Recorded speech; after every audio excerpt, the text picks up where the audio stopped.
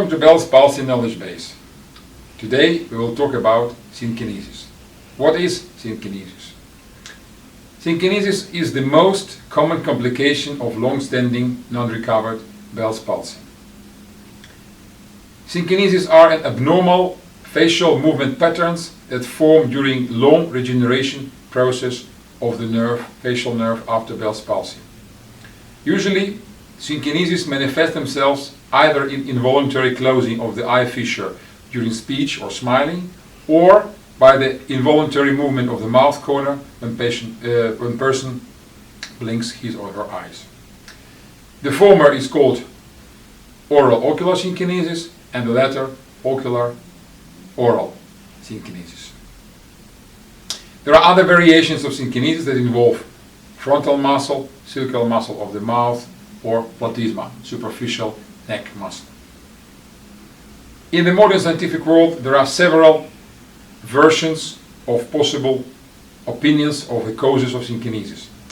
The most commonly accepted one is the concept of aberrant regeneration, or simply said, miswiring of the regenerating nerve fibers to the wrong muscles.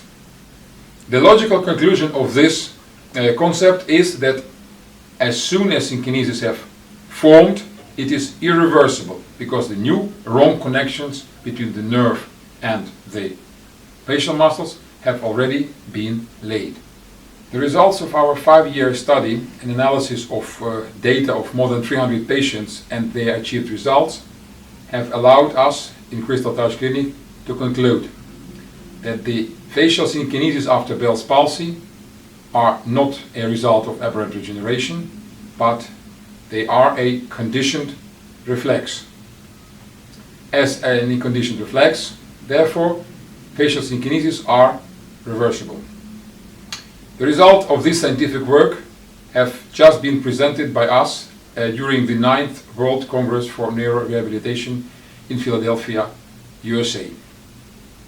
Let's talk about few considerations that will dispute the concept of aberrant regeneration.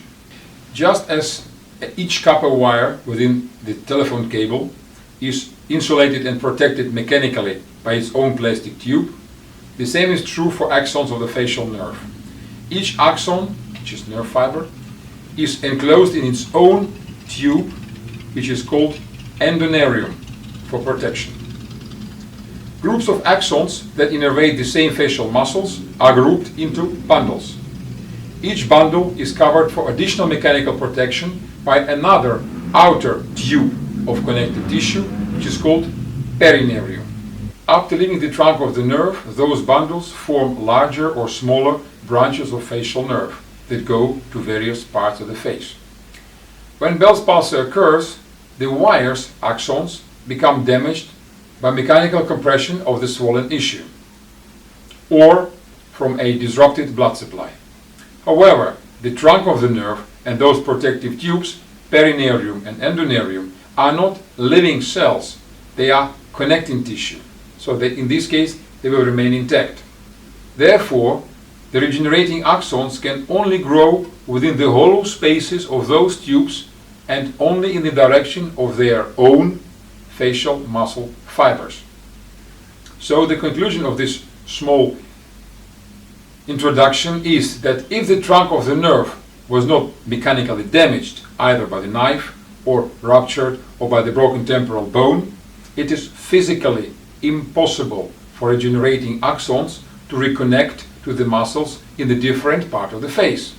Otherwise, the growing axons will have to penetrate twice endonarial tubes and twice perinarial tubes, once their own and once of the wrong muscle fibers. Coming back to synkinesis being a conditioned reflex, the conclusion is that it is possible to reverse synkinesis by negative feedback. As we know, every conditioned reflex occurs and solidifies thanks to positive feedback. To dismantle that conditioned reflex, to make it inoperative, we have to provide constant negative feedback. That is what we do during our working sessions and during our recovery programs in Crystal Touch Clinic in Rotterdam. In the next session, we will discuss what can and what cannot help you to reduce synkinesis.